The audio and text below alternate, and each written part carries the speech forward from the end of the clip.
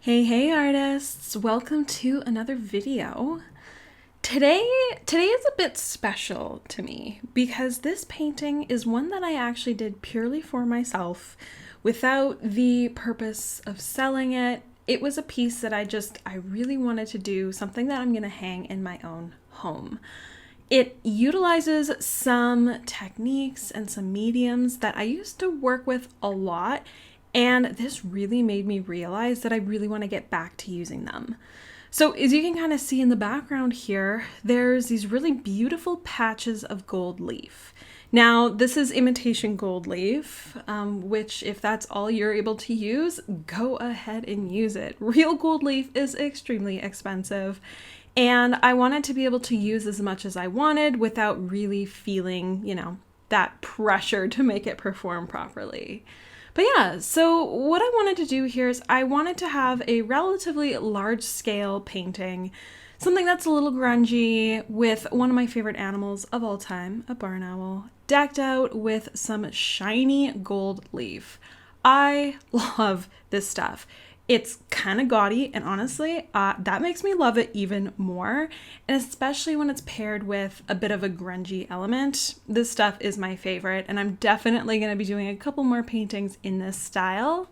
But basically what I did is I gave my background a nice sort of layer of gray acrylic paint and grunged it up a little bit. Let some paint drip, let some crazy brush strokes happen before decking it out with gold leaf. I knew I wanted to kind of make it look a little destroyed, a little grungy, so I'm taking care to basically not take care here and make it look a little chaotic, make it look a little rough, and then I'm going to go and rough it up further after this step here. Now, one thing you see me doing a lot is touching it with my bare hands, which is something you probably shouldn't do because the oils of your skin can tarnish it, but oh well, we do what we do sometimes. But you can see here I'm taking some more acrylic paint and with a spray bottle, letting it drip to get that nice grunge effect that I'm going after. And then I jump in with my oil paint. So I wanted to get my background done pretty quickly, which is why I did it with acrylics and not oils. But I primarily paint in oils now, so that's why I'm creating my lovely barn owl here with oils.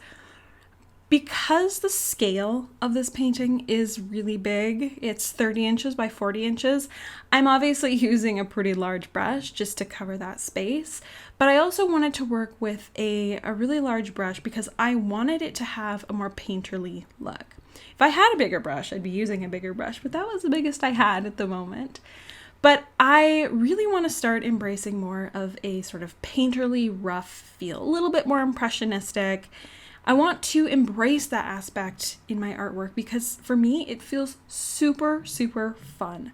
I feel at my best when I'm creating these types of paintings. So I'm going to let myself play with that a little bit more, which I really think is an important thing for us to remember now and then as artists, that we are allowed to play. We are allowed to explore different styles and just explore and have fun. Let art be fun. So I actually wanted to talk about a few things that I wish I knew as a beginner artist. And that was kind of one of them, is that I wish I knew as a beginner artist that you are actually allowed to have fun. And I feel like it is easier to have more fun in the beginning because you have less pressure on yourself. You're exploring these new mediums, you're exploring new topics. And especially if you haven't jumped into the world of actually selling your artwork, it is a little bit more easy to, make it more fun rather than work. But as you gain more experience, it's a common sort of thing to lose a little bit of that fun aspect. You start to see, okay, this is a little bit more work. But one thing I would have reminded myself as a beginner artist is to always come back to that. Embrace the process, have fun, try new things, and to get into the habit of reminding myself this constantly so that I don't fall into those traps as I gain experience and start to sell more of my artwork, turn it into more of a business, and lose that fun aspect. So that's definitely one of the things I would have told my, younger artist self. And that also leads me into the next one, which is to learn to love the process.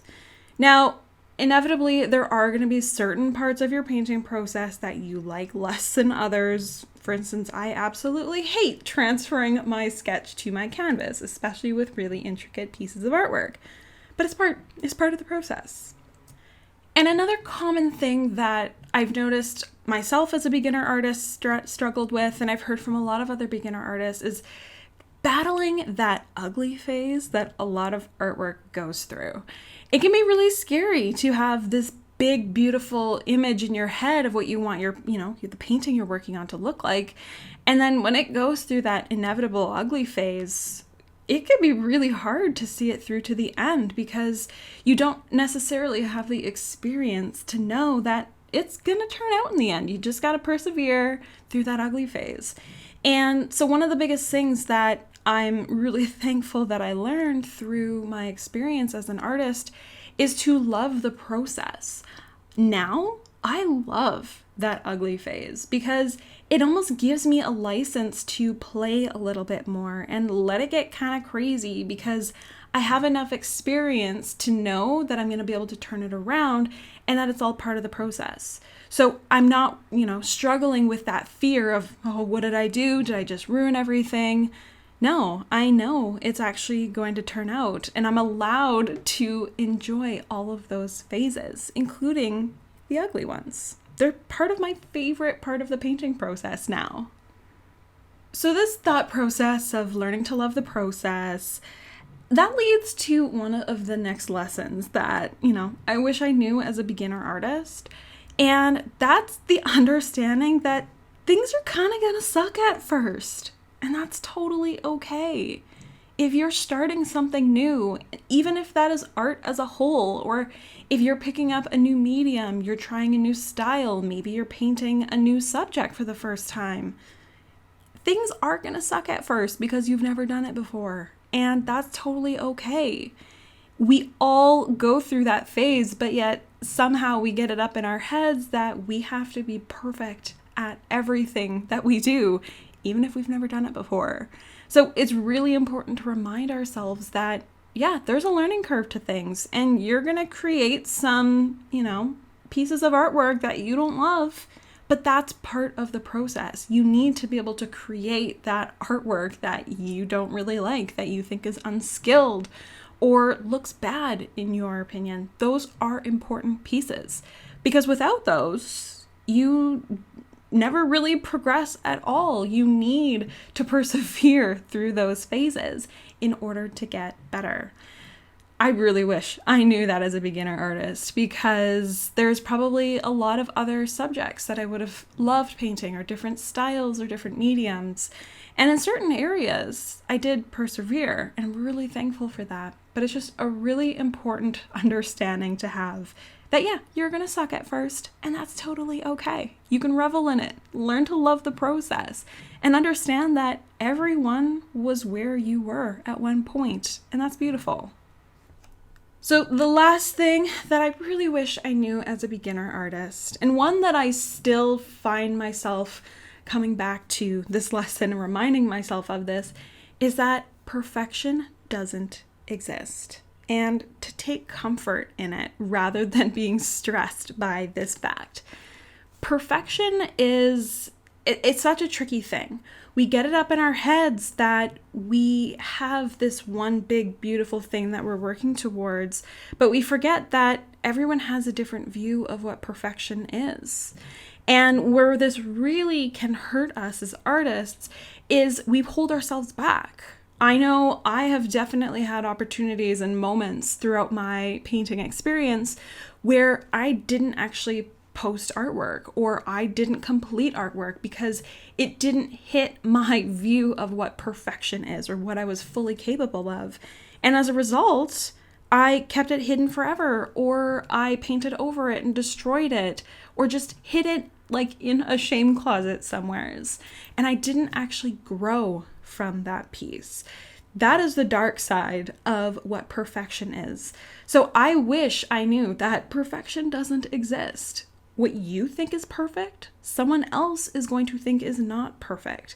And as soon as you really sink into that message and really realize how powerful it is so liberating because it opens up so many doors. You are allowed to play and explore, and you can cut yourself some slack because you're going to realize that, hey, not everyone is going to like this. Some people are going to like it. Some people are going to love it.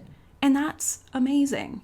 It's not for everyone, and everyone has a different view of perfection.